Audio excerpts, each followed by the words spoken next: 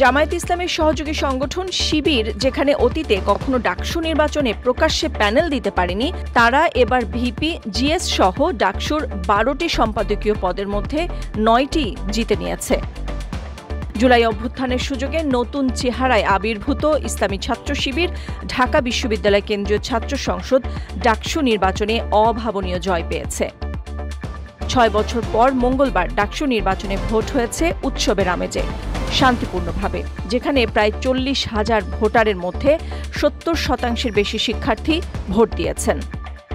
প্রায় সবকটি হলে ভোটাররা কেন্দ্রীয় ভিপি ও জিএস পদে শিবিরের 2 প্রার্থীকে বিপুল ব্যবধানে এগিয়ে দিয়েছেন। বিশেষ করে মেয়েদের হলগুলোতে শিবিরের প্রার্থীরা পেয়েছেন নজিরবিহীন সমর্থন। ভোটের লড়াইয়ে শিবিরের প্রধান প্রতিদ্বন্দ্বী ছিলেন জাতীয়তাবাদী ছাত্র দলের প্রার্থীরা, তবে কোনো পদেই তারা জয়ের মুখ দেখেননি। সম্পাদকীয় যে 3টি পদ শিবিরের হাতছাড়া হয়েছে, সেগুলোতে বিজয়ী হয়েছেন স্বতন্ত্র প্রার্থীরা। ছাত্র শিবির সমর্থিত ঐক্যবদ্ধ শিক্ষার্থী জোট প্যানেলের প্রার্থী সাদিক কায়েম পেয়েছেন 14,042 ভোট। তার নিকটতম প্রতিদ্বন্দ্বী ছাত্রদলের আবিদুল ইসলাম খান পেয়েছেন 5,708 ভোট।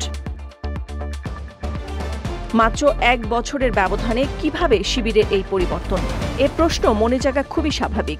জুলাই গণ অভ্যুত্থানের অন্যতম অংশীদারদের মতে ছাত্রলীগের নানা অপকর্মের ফলে বিষিয়েছিল সাধারণ শিক্ষার্থীদের মন।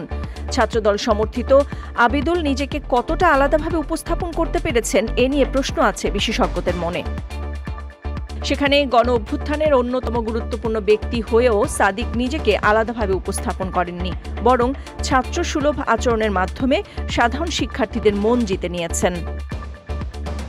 বিশ্লেষকদের মতে ডাকসু নির্বাচনের ফলাফলের টনক নড়া উচিত বিএনপির। শুধু ক্ষমতার স্বপ্ন নয়, জনগণের কাছে যেতে হবে, তাদের কথা শুনতে হবে।